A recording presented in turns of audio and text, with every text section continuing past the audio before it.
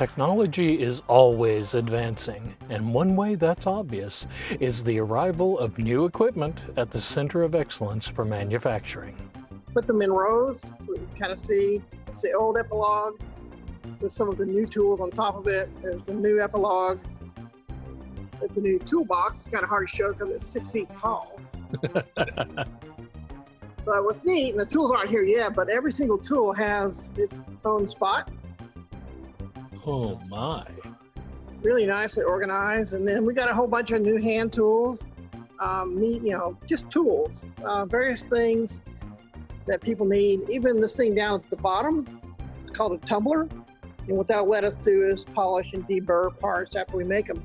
One of the things we're trying to do, we don't know if we're going to get it, is get metal 3D printers. And if we get the metal 3D printers, then we've got to have tools to deal with the metal laser coming. So let's say you wanted to make a steel box to hold a GoPro so you can throw it off a radio tower and have a video of it falling to the ground. You can come in here with your little design and cut all the metal. And it's really nice. The welders, you probably get them to weld together for you. And you can make a cube, box for your GoPro out of stainless steel if you want it. And anyone can use it. It's a real simple mechanism. It's not like you have to have any skills. The old epilogue was actually a little bit bigger. It was a pretty nice machine, but it was about 11 years old, so no one could get parts for it, and it was acting kind of strange. The new epilogue, so that epilogue had a 40-watt laser. This one has a 120-watt laser. It also has a camera in there, so you can actually, using an iPad or whatever, you can actually see your design in the camera. You can inlay it into the camera, which would be looking at your material. So if you have something that looks like a guitar body, it's not square. So how do you make sure your logo is going to be where you want it?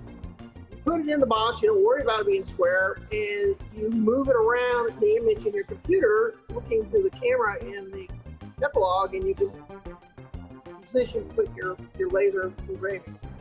So even if we're using scraps, we're using scrap, it's only a piece of plastic in the scrap bin. It's only got 2 inches, and you're really close. Well, now you can impose the camera image on it and make sure your stuff's going to fit on that weird spot in the scrap. One thing we've done with the lab, we've reorganized it a little bit. We've actually taken some of the chairs out of here because we have to recognize the fact that we've got to keep people further apart. We never did really have a lot of people in here, but we've made it a little bit more spread out. We've taken the workstations and spread them out in the lab. And we won't allow, we used to take in, groups of school kids, 25, 30, we're not doing that anymore. For right now, we're going to limit it to about 4 or 5 people max in the lab at a time, unless it's visiting. And even then, it's just going to be like max 10. But I think sometime October, we're supposed to be able to let people back in the building. I think we're going to do online classes and in-person classes. So hopefully at that point, we can bring up our basic introduction to Fab Lab. People can sign up for that, and then they can come in and use the lab.